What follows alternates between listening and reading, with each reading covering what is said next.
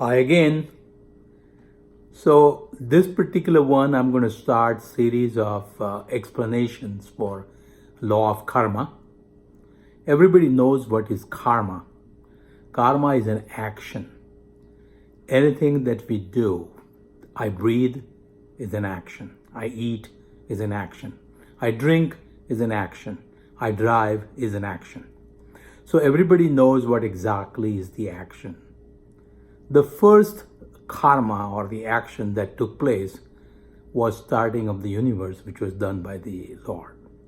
Again, we are not going to go into the origin of universe according to the concept that I understand. And again, this is religious, not the Big Bang theory. But this time I'm going to explain that there is a various organs of action.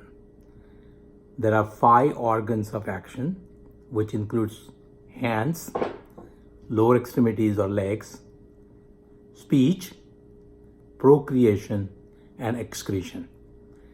Everything is an action, and as every action has reaction, this particular karma has also an impression. Let's say that somebody shows me a sweet looking thing that I have never tested. Let's say it's baklava. And then somebody tells me, hey, it tastes good. So they ask me to try it. I taste it. And either I love it or I dislike it. So the action that I did leads to an impression, whether it is positive or negative. That particular reaction or the impression leads to desire. So next time I'm hungry, I'll say, hey, that tasted good. Let me retry it again. So when I retry it, I'm doing another action. The action leads to an impression. The impression leads to desire. Desire leads to an action. So this is a circle that is completed. But when I do an action repeatedly, it leaves a repeated impression, and the groove that is formed is deeper and deeper, and the desire becomes more intense as we have done the same action multiple times. The action could be physical, like me eating baklava, or could be mental, where I want to hit somebody or I want to have the baklava. The action which is done by only mind or thought process is not that strong without repetition. So let's say I hate someone or I think bad for someone. Unless I repeatedly do the same thinking over and over again, it does not become an action. But the physical action is always an action, but the response to it is not always there depending upon the mental attitude behind it. So when a physical action is accompanied by mental action, then it becomes a true karma and it has a impression or a response to it. If I throw a ball on the ground, it's going to go up. Harder I throw the ball down, higher the ball will go up. So the action or the law of karma indicates that repeated action or harder the action, then it leads to a deeper impression and there is going to be a fruit from it.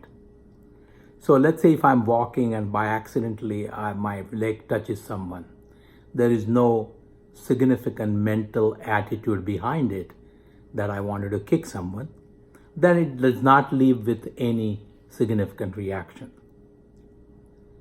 This particular reaction will occur only if I intended to kick someone and then I kick them. Everybody understands that in present life, everything that we do has a reaction. Let's say I eat a spicy chili. I might get indigestion and growling of the stomach or stomach cramps. Let's say I hit someone. Either he will immediately hit me back, or he will inform the police and they'll come and investigate, and there will be a court case and I may be punished. So every action that we do has a reaction, but sometimes it is difficult for people to accept and understand that the reactions are not always immediate. And this is where the understanding of reincarnation and storage of the karmic energy is there. So let's say somebody has smoked for 1 or 2 cigarettes, he may not get reaction.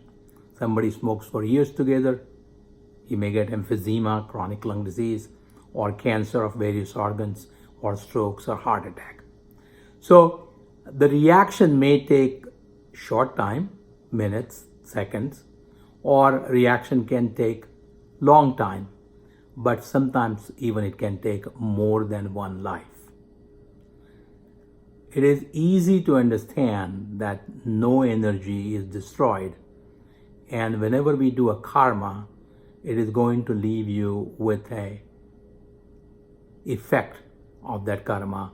We call it a fruit from that karma. So whether I want to accept the fruit or I don't want to accept the fruit is going to be there. And it will show up, if not this life, it will be next life, it may be next to next life. Just kind of a cliffhanger for the next one is that I am born with several karmas that are going to come to fruition in this life, that are going to bear fruits in this life. And this action and the attachment that it creates with desires and will lead to my present life. Let me give you an example how this works. So there are many millions of karmas that we are involved in doing it, and they are stored. These stored karmas, not all of them will come to the fruition in one life. It will take several lives. So I'm going to give you an example of this. Let's say these stored karmas are like this sugar. The sugar package that you're seeing is actually the stored karma or the stored sugar. For day-to-day need for the sugar, I would get some sugar from there and will put it in this pot.